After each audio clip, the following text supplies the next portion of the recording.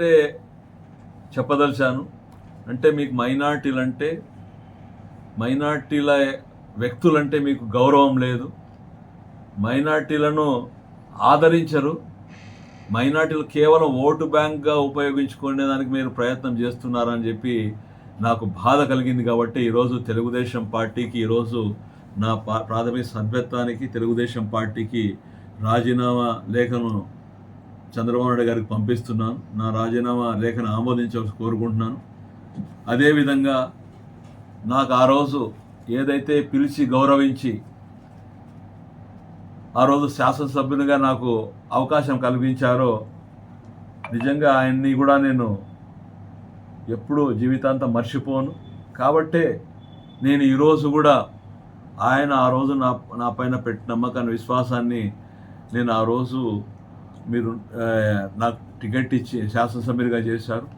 అయినా కొన్ని అనివార్య కారణాల వల్ల నియోజకవర్గ అభివృద్ధి కోసం రాష్ట్రంలో ఉండే పరిస్థితుల్లో, మన నియోజకవర్గంలో ఉండే ప్రత్యేకమైన పరిస్థితులు, ఆ రోజు వైసీపీ నాయకులకు ఇబ్బందులు పెట్టడం, వైసీపీ నాయకులకు రెయ్యింపగులు వారు ఏ విధంగా ఎక్కడ కూడా తిరగలేకుండా చేసే పరిస్థితి ఆ రోజు ఉన్న సమయంలో, వాళ్ళ క్లిష్టమైన పరిస్థితుల్లో వారిని కూడా ఆదుకోవడానికి మాత్రమే ఆ రోజు నేను పార్టీని వీడి నియోజకవర్గం అభివృద్ధి కోసం, సంక్షేమం కోసం ఆ రోజు పోయాను. అదేవిధంగా ఈరోజు నాకు ఇంతగా గాయపరిచి మైనార్టీల మనోభావాలను దెబ్బతినే విధంగా మీరు తీసుకున్న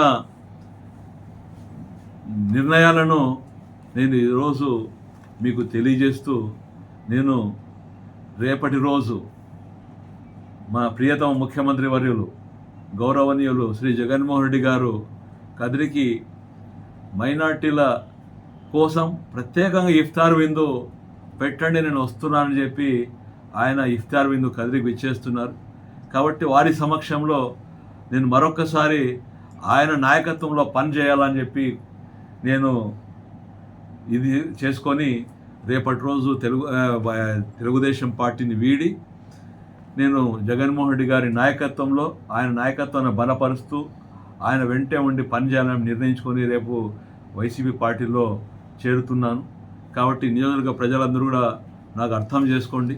నేను ఇంత క్లిష్టమైన పరిస్థితుల్లో, ఇంత అవమానకరమైన పరిస్థితులు భరించి కూడా నేను ఈరోజు తెలుగుదేశం పార్టీ వెంటే ఉండి చేయాలని చెప్పి మీరందరూ కూడా కోరుకుంటే కూడా నేను మీ అందరి అభిప్రాయాలకు అనుగుణంగా నేను ఎన్ని అవమానాలు, కష్టాలు, ఇబ్బందులు, 5 సంవత్సరాల ప్రతిపక్షంలో, 3 సంవత్సరాల అధికార పక్షంలో ఉన్నా కూడా ప్రతిపక్షం మాదిరిగా వ్యవహరిస్తే కూడా నేను కేవలం నియోజకవర్గ ప్రజలు పెట్టిన నమ్మకాన్ని, విశ్వాసాన్ని నేను వారి దృష్టిలో ఉంచుకొని ఎన్ని కష్టాలు, అవమానాలు, ఇబ్బంది అయినా భరించి కూడా నేను పార్టీలో ఉండి నియోజకవర్గ అభివృద్ధి కోసం పనిచేశాను. 5 సంవత్సరాలు కూడా రాష్ట్ర వ్యాప్తంగా మైనార్టీల సమస్యల కోసం, మైనార్టీల కోసం పోరాటం చేశాం. కానీ మైనార్టీలకు తెలుగుదేశం పార్టీలో ఎక్కడ గౌరవం అనేది లేదు. మైనార్టీల గౌరవం అనేది కేవలం జగన్మోహన్ రెడ్డి గారి నాయకత్వంలో జగన్మోహన్ రెడ్డి గారు ఇస్తున్నారనేది నేను చెప్తున్న మాట కాదు, రాష్ట్ర వ్యాప్తంగా ప్రజలు చెప్తున్న మాటలు ఇవి.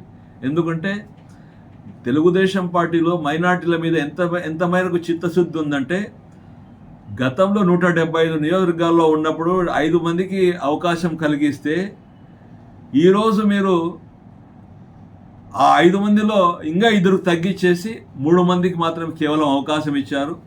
జగన్మోహన్ రెడ్డి గారు మైనార్టీల పక్షపాతి అనిపించుకోవడానికి నిదర్శనంగా ఆయన గతంలో 5 సీట్లు ఇస్తే 2024లో ఈరోజు 7 మందికి అవకాశం కల్పించి, నిన్నటి రోజు ఆ మహానుభావుడు ఎంత పెద్ద మనసు చేసి కర్నూలు సభలో హాఫీజ్ ఖాన్ గారికి పక్కన నిలబెట్టుకొని, మీకు నేను శాసనసభ్యునిగా అవకాశం ఇవ్వాలనుకున్నాను, కానీ కొన్ని ప్రత్యేకమైన పరిస్థితులు ఇవ్వలేకపోయాను. అయినా హాఫీజ్ అన్న, నేను లక్షలాది మంది ప్రజల ముందు చెప్తున్నాను, మీకు 2 సంవత్సరాల తర్వాత వచ్చే రాజ్యసభ నాకు మెంబర్షిప్లో తప్పకుండా మీకు రాజ్యసభకు నేను పంపిస్తానని చెప్పి ఆయన చేయి ఎత్తి లక్షలాది మంది చూపించారంటే అది మైనార్టీల మీద ఉండే చిత్తశుద్ధి, మైనార్టీల మీద ఉండే గౌరవం అని చెప్పి రాష్ట్ర వ్యాప్తంగా ఈరోజు ఆయన హర్షిస్తున్నారు. అది నాకు మైనార్టీలుగా మీరు పక్కన పెట్టుకొని నాకు ఏ విధంగా మీరు అవమానాలు చేశారో రాష్ట్రం మొత్తం చూశారు, నియోజకవర్గం మొత్తం చూశారు. అయినా ఎన్ని అవమానాలు, ఇబ్బంది అయినా భరించి అయినా నేను మీ దగ్గర ఉండి పనిచేశాను.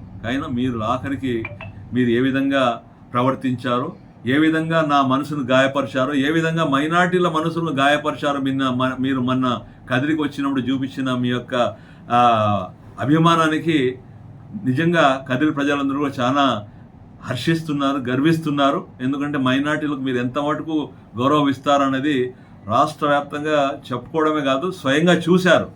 కాబట్టే మైనార్టీల పక్షపాతి అయిన జగన్మోహన్ రెడ్డి గారి నాయకత్వంలో మరొకసారి నేను పనిచేయడానికి ఏదో నిర్ణయం తీసుకొని రేపటి రోజు ఇఫ్తార్ విందుకు ఇచ్చేసిన ప్రియతమ నాయకులు జగన్మోహన్ రెడ్డి గారి సమక్షంలో వైఎస్ఆర్ పార్టీలో చేరి ఆయన నాయకత్వంలో పనిచేస్తాం.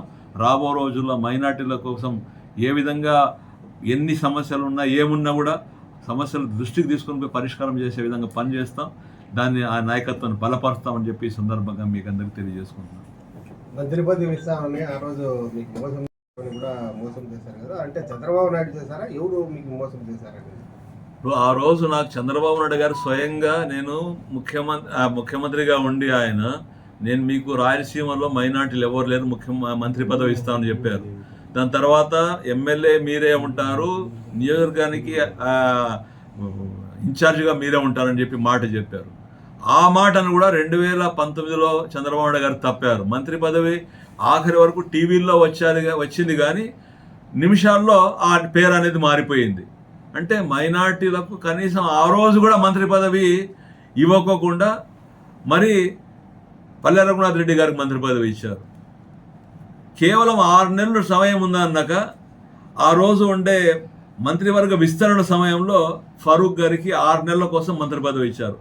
6 నెలల్లో ఏ మంత్రి పదవి ఎవరైనా ఏ మంత్రి అయినా కూడా ఏ శాఖకైనా కూడా న్యాయం చేయగలరా? కేవలం ఇచ్చినామని చెప్పుకోవడానికి మాత్రమే 6 నెలల మందులు కూడా ఆ మంత్రి పదవి ఇచ్చారు తప్ప మైనార్టీల కోసం ఫారూక్ అన్న కూడా చేయడానికి ఎక్కడ కూడా లేని పరిస్థితి. అదేవిధంగా 24లో కూడా మీరు చెప్పినట్టు 19లో ఇస్తామని చెప్పి మాట చెప్పారు మైనార్టీలకు. మైనార్టీలో రాయలసీమలో అత్యధికంగా ఉంటారు. కదిరి నియోజకవర్గంలో దాదాపు 6-7 సార్లు శాసనసభ్యులుగా మైనార్టీలు గెలివారు, మైనార్టీల మంత్రులు అయ్యారనేది అది ఒక రికార్డ్ చరిత్ర, నేను చెప్పేది కాదు. దాన్నే మీరు స్వయంగా నాకు చెప్పి తీసుకొని 2019లో కూడా మోసం చేశారు, 2024లో కూడా మరొకసారి మోసం చేసి కదిరి నియోజకవర్గానికి వచ్చి మైనార్టీల మనోభావాలు దెబ్బతిన విధంగా నాకు చెప్పకోకుండా, నాకు పిలువకోకుండా మీరు ఇఫ్తార్ విందు కానీ మీటింగులు కానీ జరిపించుకున్నారంటే మైనార్టీలు అంటే మీకు ఎంత మటుకు అభిమానం ఉంది, మైనార్టీల మీదకి ఎంత ప్రేమ ఉంది అనేది ప్రజలు గమనించారు. కాబట్టి ప్రజలు అందరూ కూడా నాకు ఫోన్లు చేసి స్వచ్ఛందంగా, పార్టీలకు అతీతంగా, కులాల మతాలకు అతీతంగా అందరూ కూడా ఫోన్లు చేసి ఏంటి ఈ విధంగా మీకు అవమానపరచడం ఏంటి, ఒక మైనార్టీ నియోజకవర్గానికి వచ్చి మైనార్టీ ఒక శాసనసభ్యునిగా మీరు పనిచేశారు, మీకు ఆయన పిలువకోకుండా మీకు అగౌరవపరచడం ఏంటంటే మైనార్టీలకు ఏ విధంగా మీకు ఆయన గౌరవిస్తున్నాడు అనేది ఇది ఒక నిదర్శనం అని చెప్పి నాకు ఫోన్ చేసి నాకు చెప్పిన తర్వాత నా మనసు చాలా బాధ. ఈరోజు నేను